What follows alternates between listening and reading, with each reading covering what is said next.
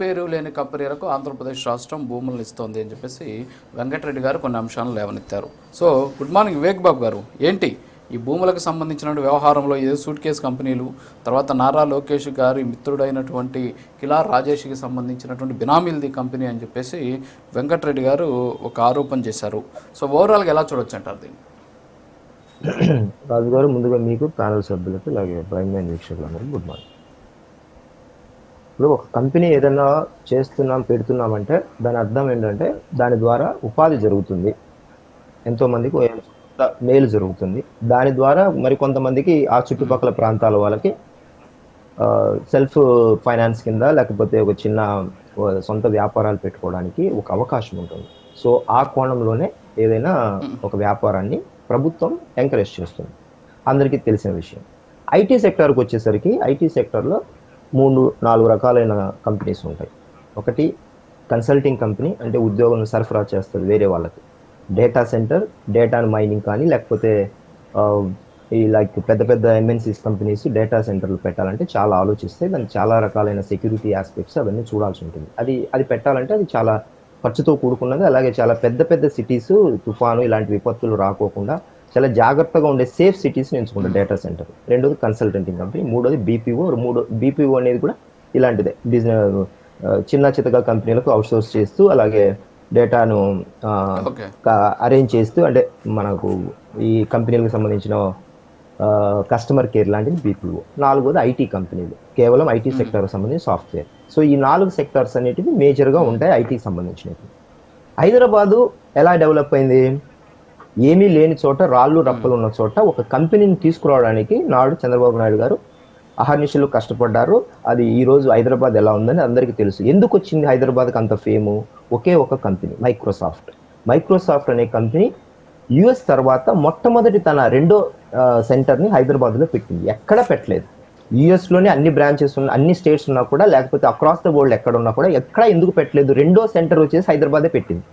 ఎందుకు పెట్టారు ఆ రోజు అంటే, చంద్రబాబు గారు అక్కడ పెడితే ఆ కంపెనీని బేస్ చేసుకొని మిగతా వరల్డ్లో ఉన్న మిగతా సెకండ్ లెవెల్ కంపెనీస్ అన్ని వచ్చి పెడతాయి, అలా ఎన్లార్జ్ అవుతుంది అనేది ఒక నమ్మకం. అలాంటప్పుడు భూములు ఎందుకు ఇస్తాము? తక్కువకి ఇస్తాము. రావడానికి, కంపెనీ పెట్టడానికి నానా రకాలైన ఇబ్బందులు పడతాము. భూమి ఇవ్వడం వల్ల ఏమవుతుందంటే, అదేమి మన దానివల్ల కోట్ల రూపాయలు వచ్చేది. కంపెనీ పెట్టడం వల్ల ఇన్వెస్ట్మెంట్స్ పెరుగుతాయి, కంపెనీకి 10 మంది ఉద్యోగాలు వస్తాయనే కోణంలోనే ఎప్పుడైనా సరే డేటా సెంటర్లు కానీ ఇలాంటి ఐటీ కంపెనీలు కానీ కంపెనీలకు భూములు తక్కువకి ఇస్తారు. అది ఏ గవర్నమెంట్ అయినా సరే. దానివల్ల వేల కోట్ల ఆదాయం వస్తుందని కాదు భూములు అమ్మడం వల్ల. ఇప్పుడు దానికి ఉదాహరణగా తీసుకుంటే 2-3 ఎగ్జాంపుల్స్ చెప్తాను. ఈ స్టార్టప్ కంపెనీలు ఇప్పుడు ఏదైతే ఉర్సులు ఇంకోటి పేర్లు చెప్పారో, ఇవన్నీ స్టార్టప్ కంపెనీస్ నిజంగానే వాళ్ళకు చిన్న చిత్తగా ఎంటర్ప్రెన్యూర్గా ఎదిగే వాళ్ళకు పెట్టుకుంటారు. వాళ్ళను కూడా ఎంకరేజ్ చేయాలనే ఒకే ఒక ఉద్దేశంతోనే గవర్నమెంట్ పనిచేస్తూ ఉంటుంది. ఇప్పుడు భూములు ఇచ్చిన వాటికి కానీ లేకపోతే ఈ కంపెనీలకు డైరెక్టర్లు ఎవరు, ఫోన్ నెంబర్లు ఎవరు, ఇవన్నీ ఈవెన్ 6 నెలలకు ఒకసారి ఖచ్చితమైన రివ్యూ ఉంటుంది. ప్రతి కంపెనీ మీద ఖచ్చితమైన రివ్యూ ఎవ్రీ 6 months ఒకసారి ఉంటుంది. సో ఆ రివ్యూ చేసేది ఎలా చేస్తాము? ఎంతవరకు మనము ఈ కంపెనీలకు ఇచ్చిన భూములకు సంబంధించి కానీ ఉద్యోగ కల్పనకు సంబంధించి కానీ ఎంతవరకు వీళ్ళు ఇంప్లిమెంట్ చేశారనే దాని మీద ఎవ్రీ 6 months కు రివ్యూ ఉంటుంది. ఈ రివ్యూలో ఉదాహరణ రామానాయుడు వైజాగ్ లో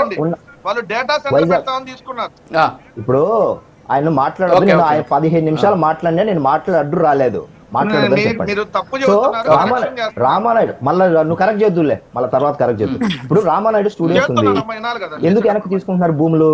ఎందుకు తీసుకుంటున్నారు?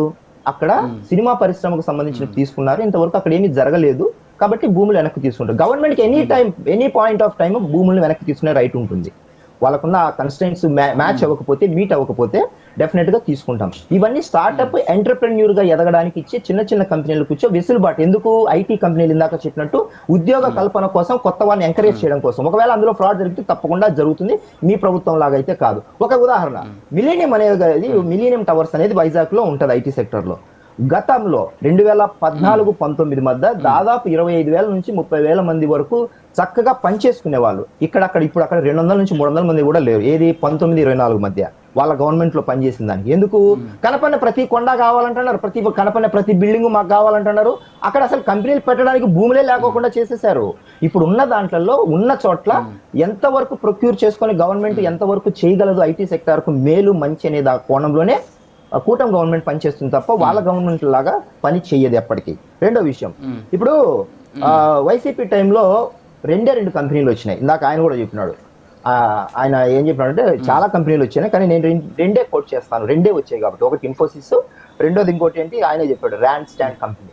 ఇన్ఫోసిస్ వచ్చేసి దేనికి పెట్టుకున్నారు, ఒకటి శాటిలైట్ స్టేషన్ కావాలి ఉత్తరాంధ్రకు సంబంధించిన పెట్టుకున్నారు. అది కూడా చాలా చాలా ఇబ్బందులు పెట్టారు వాళ్ళు పాపము. ఇలా ఈ గవర్నమెంట్ అంటే ఇలాగ ఆంధ్రప్రదేశ్ అంటే ఒక మంచి పేరు ఉంది, లేకపోతే చంద్రబాబు నాయుడు గారు వీళ్ళు గతంలో ఇన్ఫోసిస్ లేకపోతే టీసీఎస్, మైక్రోసాఫ్ట్, విప్రో లాంటి హైదరాబాద్ లో పనిచేసిన కంపెనీలకు ఆయన ఎలాంటి పని చేశారో అలాంటి ఇంప్రెషన్ తో వచ్చారు. కానీ ఇక్కడ గవర్నమెంట్ లో ఉన్న వ్యక్తి వేరే వ్యక్తి కాబట్టి వాళ్ళు ఎలా చేస్తారనేది వాళ్ళకి అనుభవంలోకి వచ్చింది. రెండోది ర్యాండ్ స్టాండ్ కంపెనీ, అది ఒక అవుట్ సోర్సింగ్ కంపెనీ, అని ఉద్యోగులను సప్లై చేస్తుంది. వాళ్ళు పెట్టినప్పుడు 150 మంది ఉన్నారు, ఇప్పుడు 15 మంది కూడా లేరు, కావాలంటే పోయి చూసుకోవచ్చు. ఈ రెండు కంపెనీలో వాళ్ళు వచ్చినప్పుడు పెట్టినది. ఇక పోయినటివి హెచ్ఎస్బిసి లాంటిది లేకపోతే ఫ్రాంక్లిన్ టెంపుల్టన్ లాంటి కంపెనీలు, పోయిన కంపెనీలు పెద్ద పెద్దవి ఎంఎన్సీలు పోయినటివి. సో ఇవన్నీ పోయిన కంపెనీలకు జవాబుదారి గత ప్రభుత్వం. అయినప్పటికీ సరే మేమేమి బ్లేమ్ చేయట్లేదు. ఉన్నంతలో 99 పైసలు ఇందాక చెప్పిన కాన్సెప్ట్ ఏంటంటే భూములను ఇవ్వడం ద్వారా దాని ద్వారా పెద్దగా మనకు 5 కోట్లు 10 కోట్లు డబ్బులు కావాల్సిందే, దానికి మించిన పెట్టుబడి వాళ్ళు పెడతారు, దానికి మించిన ఉద్యోగ కల్పన వస్తుందనే ఉద్దేశంతోనే, అంతకు మించి దాంట్లో బియాండ్ వెళ్ళే అవకాశమే లేదు. ఇంకొక మాట ఏమన్నాడంటే ఇందాక ఆయన వైసీపీ ప్రతినిధి ఏమన్నారంటే లూలు మాల్ అనేది ఒక చిన్న చిన్న బట్టలు వేసుకునే షాపులు అవి, అలాంటి వాటికి భూములు ఇవ్వాలనా అని. ఒకసారి చూద్దాం. వాళ్ళ పత్రిక వాళ్ళ టైంలో రాసినది. వైజాగ్ లో ఇనార్బిట్ మాల్ అని ఒకటి ఓపెన్ చేసినారు. ఏ రోజు ఆగస్టు 1, 2023. ఆ ఇనార్బిట్ మాల్ ఒక ప్రైవేట్ సంస్థ, సేమ్ ఈయన చెప్పినట్టే చిన్న చిన్నగా బట్టలు వేసుకునేది. ఏం రాసినారు, మాల్ నిర్మాణంతో విశాఖ రూపురేఖలు మారిపోతాయంట. మాల్ నిర్మాణంతో ఆయన చెప్పినదే.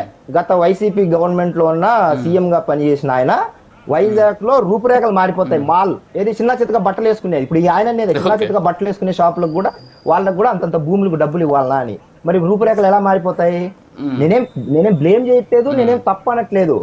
ఏ గవర్నమెంట్ లో 10 ఉద్యోగాలు వచ్చినా 50 ఉద్యోగాలు వచ్చినా 1000 ఉద్యోగాలు వచ్చినా ఉద్యోగాలు వస్తాయనే ధైర్యంతోనే నమ్మకంతోనే ప్రభుత్వాలు స్థలాలు ప్రొక్యూర్ చేస్తాయి. ఈ మీటింగ్ అయిన ఖర్చు ఎంత? ఈ మీటింగ్ అయిన ఖర్చు వైసీపీకి దాదాపు 10 కోట్లు ఆ రోజు. ఇప్పటికీ ఇంకా కన్స్ట్రక్షన్ లోనే ఉంది ఇనార్బిట్ మాల్, మా ఇంటికి దగ్గరలోనే.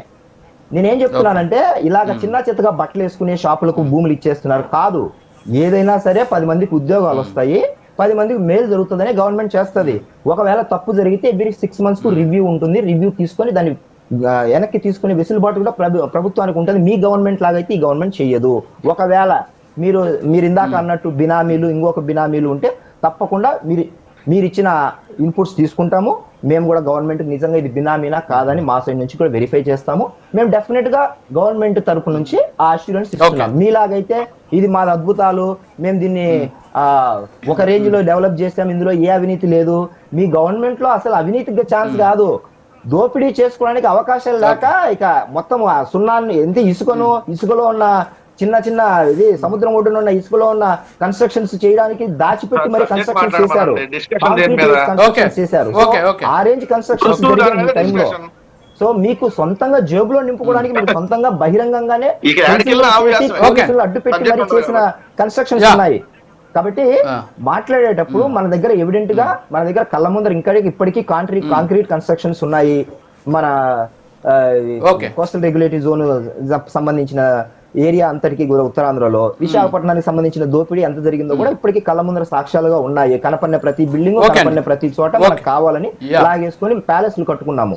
సో ఐటీ సెక్టార్ కు సంబంధించిన ఏ ఇంచు స్థలమైనా సరే గవర్నమెంట్ ఆధీనంలోనే ఉంటుంది. గవర్నమెంట్ కావాలంటే 10 ఉద్యోగాల కల్పన కోసమే, ముఖ్యంగా కూటమి గవర్నమెంట్ 10 మంది మేలు జరగ కోసం పనిచేస్తుంది. కానీ వైసీపీ గవర్నమెంట్ లాగా సొంతంగా జోబులో వాళ్ళ ఎదుగుదల కోసం అయితే పని చెయ్యదు ఎట్టి పరిస్థితుల్లో. This is okay Peddireddy Ravikiran గారు, గుడ్ మార్నింగ్ సార్. సో ఓవరాల్గా ఏంటి అసలు ఇప్పుడు ఈ బుర్సా లాంటి కంపెనీలకు భూములు ఇవ్వడం వల్ల ప్రభుత్వం మీద ఉన్నటువంటి విశ్వసనీయత తగ్గేటటువంటి అవకాశాలు ఉన్నాయి? ఎందుకంటే ఇవి ఇప్పటి వరకు కూడా అంటే ఎలాంటి